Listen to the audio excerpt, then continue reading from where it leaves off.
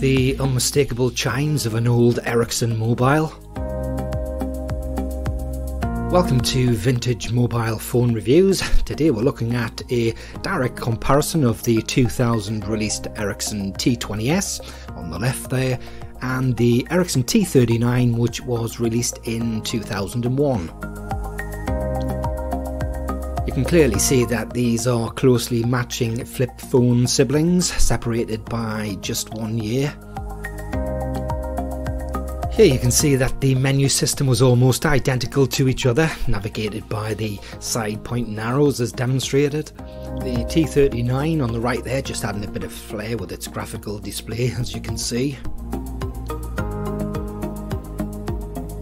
Erix, a game as I've mentioned and demonstrated in a few videos recently, was a popular Ericsson and Sony Ericsson game that came loaded on numerous mobiles. Erix, however, didn't star film star Lara Croft. The T20, whose tagline was "great to hold, hard to put down," incidentally was one of a number of different mobiles touted in advertisement by Lara Croft of Tomb Raider fame. In this advert for Carrier 1-to-1 from the early 2000s, here we see her unfeasibly destroying huge, odd-looking creatures using the latest state-of-the-art Ericsson equipment to seemingly search for the Lost Ark or aliens. I'm joking, of course.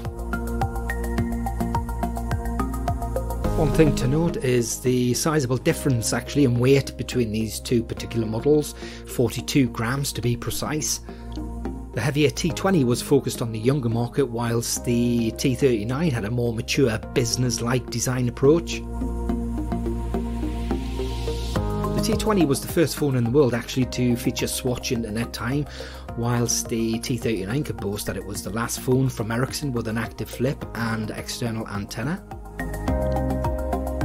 Incidentally, the non-released prototype T36 was the first mobile to come with Bluetooth inbuilt.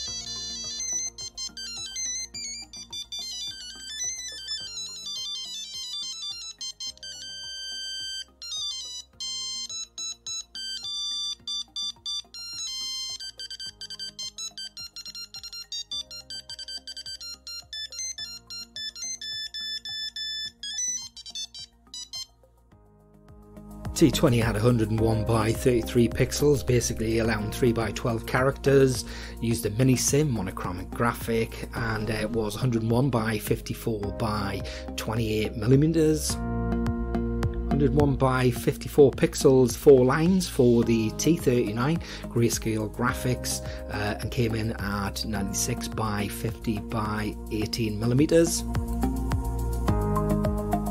No fancy communications for the T20, however, as we know, T39 was equipped with Bluetooth and an infrared port.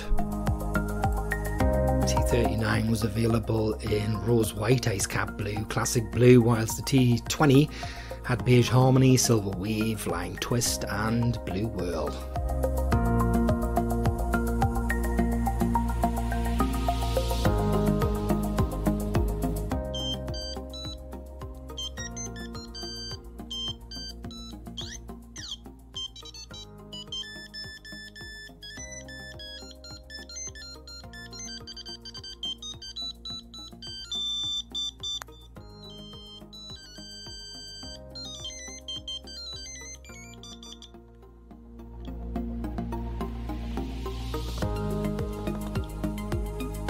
Another plus for tri-band T39 lovers was the impressive battery life, boasting 11 hours of talk time and 300 hours standby.